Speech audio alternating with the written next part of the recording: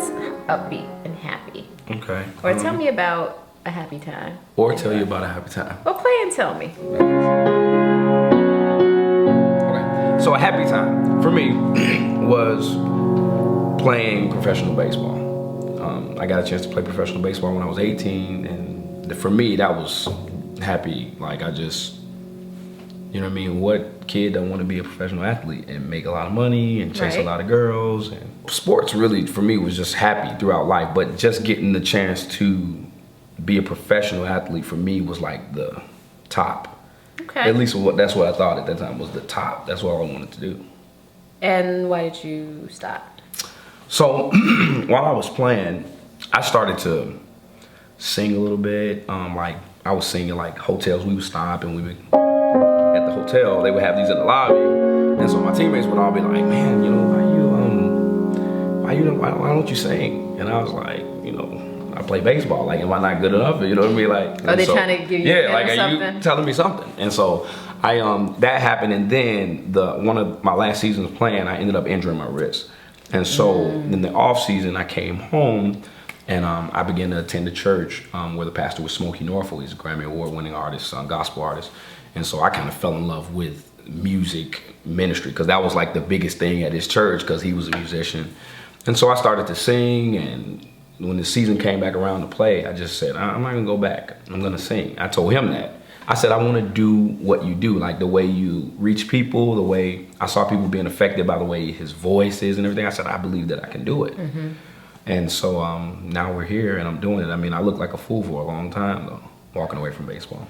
So when was one of the first times you felt rejected in your life? I say in baseball, I realized that there were a lot of people in the world that were really, really good. Everybody that ends up playing professional baseball, most of them were like the best in high school. And then it funnels up, and then you go and play pro ball, and everybody's the best from where they come from. When I got there, I remember calling home and telling my parents, I can't do this. This is, you know, they're really good. They throw really hard. I can't hit. You know, I'm not as fast as everybody here. And so that was the first time that I dealt with rejection. I didn't know how to like meet opposition and go through it. When I met opposition, I was like, whoa, I just back up because this is too much opposition that I've never faced before for an 18-year-old kid. Even from Chicago? Because you're from Chicago. Yeah. You know, I mean, now when it comes to fighting and stuff like that, you know, you know what I mean? You can fight. It's a you can fist thing. fight, but a different kind of fight. Yeah, different type of fighting. I mean, there's nobody that you can just fist fight when that type of opposition comes up. Now, play me something painful. Play something painful. Man. Something painful.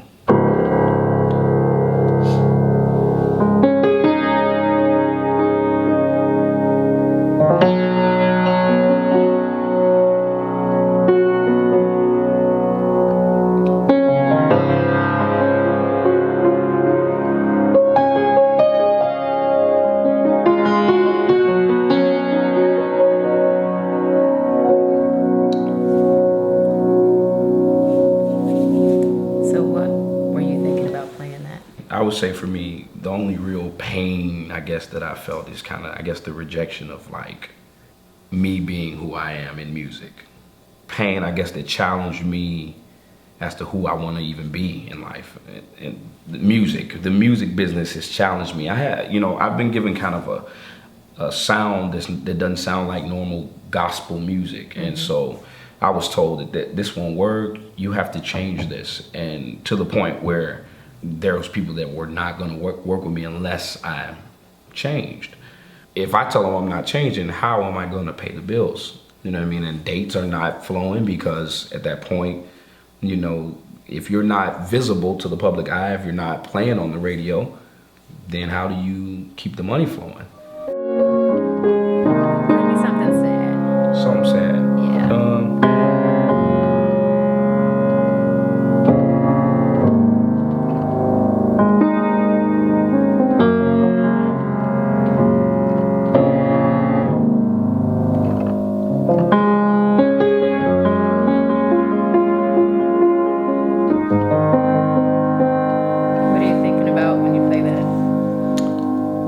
I would say my father, losing my father.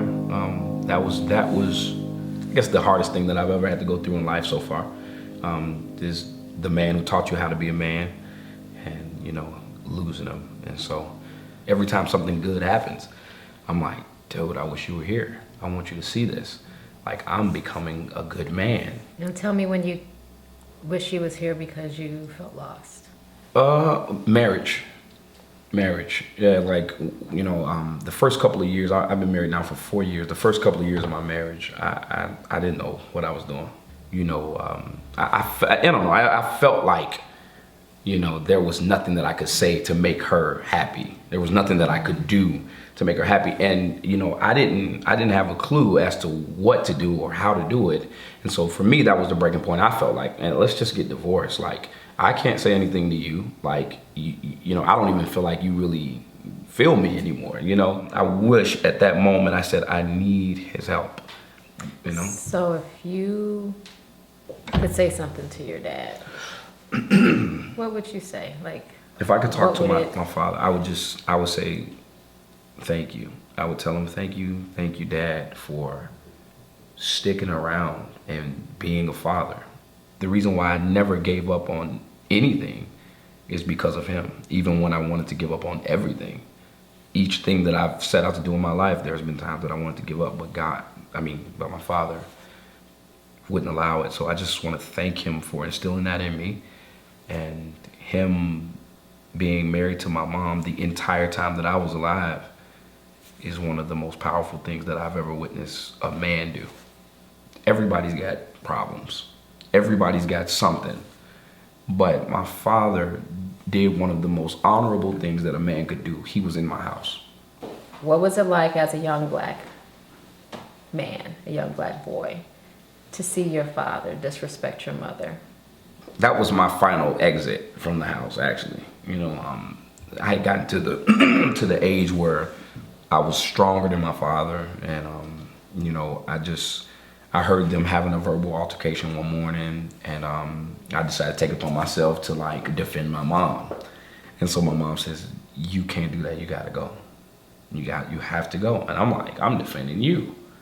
I didn't understand it. I don't know anything about marriage. I don't know anything about two people, trying to become one and building something. I don't know. I just know that in my head, I'm like, he shouldn't be talking to you like, you're my mother. He shouldn't talk to you like that. How did you and your dad make up? We made up. My mom, who always did this, she was like, "Todd, you need to sit down. You need to talk with your dad." I'm like, I don't want to be around him because he's going to hurt me. You know what I mean? You were scared. Oh, of course. I know my father. But my father told me, he says, if anything ever happens to me, I know that my boys will take care of their mom. And that was it. You said something earlier which kind of, I think, might spark some debate. Mm-hmm. A lot of what people talk about in the African American community is why women stay. Emotional abuse and psychological, do you feel like that rose to the level of emotional or any kind of abuse? I can say this. I can say that if my mom had left, she would have been justified. But I just thank God she didn't. I thank God my dad didn't. Because it has, whatever they had to go through to make it work, it's worth it because of what they planted in my heart. And everything in my life, I may not like it, but I want to keep going. Why? Because I had two people demonstrate what it looks like when something gets extremely hard and we keep going. What would be 3 lessons that you learned from your dad? Never give up. Be strong. Be I guess, intentional, and go as hard as you can at everything you try to do.